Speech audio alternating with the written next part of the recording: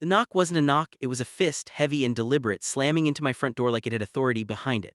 My coffee cup froze halfway to my lips. My heart thudded once hard. I wasn't expecting anyone. I wasn't dressed for company. And something in the sound told me this wasn't friendly. Before we dive in, comment which country you're watching from, because what happened next still doesn't feel real to me even now. It was an ordinary Tuesday morning, the kind that feels invisible while you're living it. Pale sunlight through the blinds, the low hum of the refrigerator, the faint smell of coffee ground still warm in the filter. Outside, the neighborhood looked peaceful, trimmed lawns, identical mailboxes, the HOA's idea of perfection. I had moved here for quiet, safety, rules that promised order. I believed in that illusion back then. Another knock came, louder this time. HOA management, a woman's voice barked through the door, sharp, impatient, like she owned the place already. I felt a flicker of irritation. No notice, no letter, no email. HOA rules were clear about that. My hand tightened around the mug as I walked closer, every step measured, listening. I peeked through the peephole. A woman stood on my porch wearing a neon safety vest, clipboard pressed to her chest like a shield. Blonde hair pulled tight, sunglasses too big for her face, lips pinched in permanent disapproval. Behind her, two men hovered, one with a tool belt, the other holding what looked like a folded notice. They weren't smiling, they were waiting. "Sir, you need to open the door," she snapped, rapping again. "We have reason to believe this property is in violation. We're conducting an inspection." Her voice carried, echoing down the quiet street. Curtains across the road twitched. A neighbor paused mid-dog walk. Eyes were already on my house.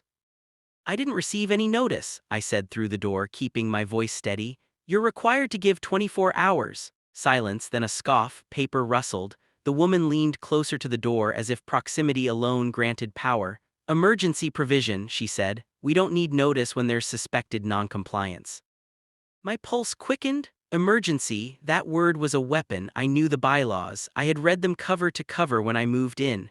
There was no emergency clause for what she was implying. Still, the confidence in her tone made doubt creep in. That's how they get you sound official enough, loud enough, and people fold. "I'm asking you to leave," I said. "You're trespassing." Her mouth twisted into a thin smile. "Open the door or we'll open it ourselves," she replied, tapping the clipboard against the wood. The men shifted behind her. One glanced at the lock. My stomach dropped. This wasn't protocol, this was intimidation.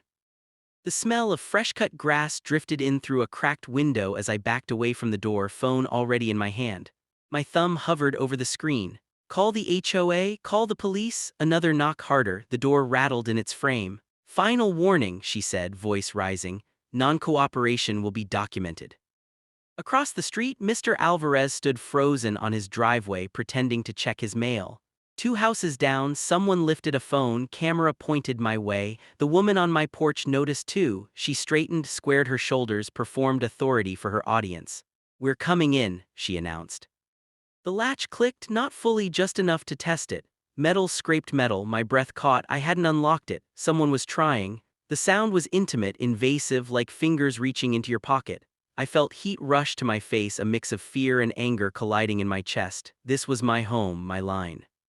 I stepped forward, voice low, clear. "Take your hand off my door." She laughed, a short, dismissive sound. "Or what?" she shot back. The question hung there, daring me. The men behind her leaned in. The street seemed to hold its breath. And that's when I realized they had no idea who was standing on the other side of that door. I unlocked the deadbolt slowly, deliberately, letting the click echo so there would be no confusion about what was happening. The door opened just enough for my face to be visible, the chain still on. Cool morning air rushed in, carrying the smell of asphalt and cut grass.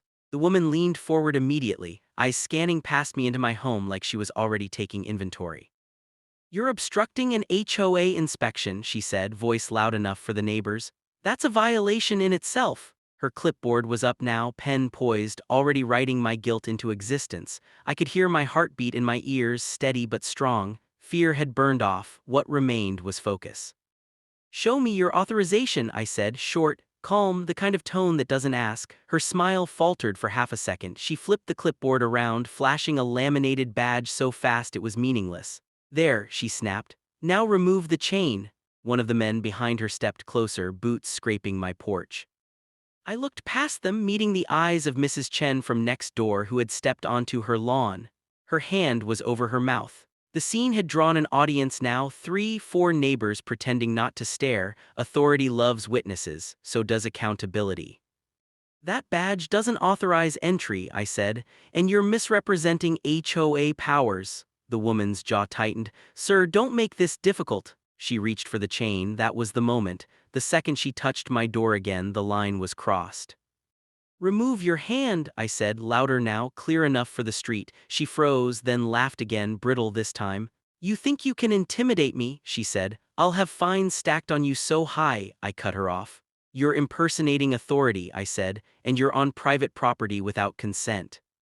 Her eyes flicked just once to the neighbors. The men shifted uncomfortably. One whispered something under his breath. Doubt had entered the scene. I reached into my pocket slowly, deliberately. The woman stiffened.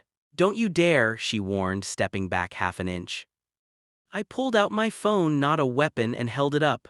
This conversation is being recorded, I said, including your attempt to force entry. Her face flushed.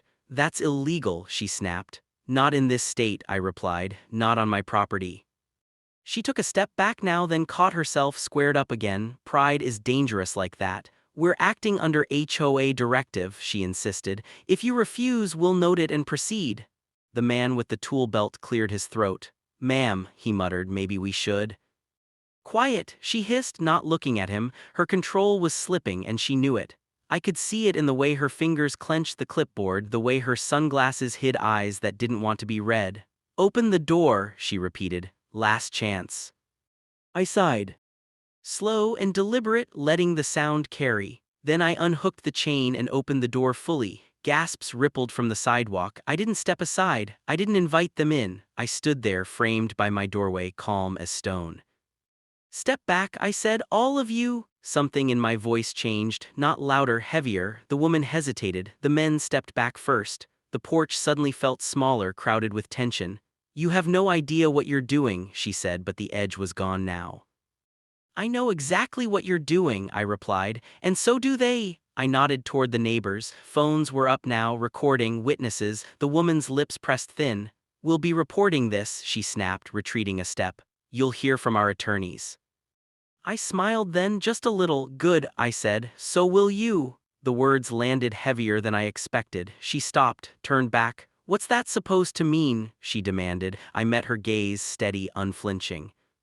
It means, I said, you picked the wrong house. The air shifted. Even the birds seemed quieter. She searched my face for bluff, for weakness, for anything she could use. She found none. And in that moment, with the whole street watching, the power she thought she had began to drain away. Her phone rang then, shrill and sudden, slicing through the silence. She glanced at the screen, irritation flashing across her face before she masked it. This isn't over, she said automatically, stepping aside to answer. The men retreated to the edge of the porch, unsure, eyes darting between me and the neighbors. I watched her pace as she listened, shoulders stiff, nodding sharply at first, then slower, then not at all. Her face drained of color, lips parting slightly as whoever was on the other end spoke. She glanced back at me once, really looked this time, as if seeing me for the first time. The clipboard sagged in her hand. Yes, she said into the phone, voice suddenly careful. Yes, I understand. A pause. No, I didn't realize. Another pause longer. Her jaw tightened, but there was no anger left in it, only calculation. She ended the call and stood still for a moment, breathing. We're leaving, she said finally, not meeting my eyes. One of the men exhaled audibly in relief. The other nodded and stepped off the porch without a word. Murmurs rippled through the small crowd that had gathered. Confusion, curiosity, relief.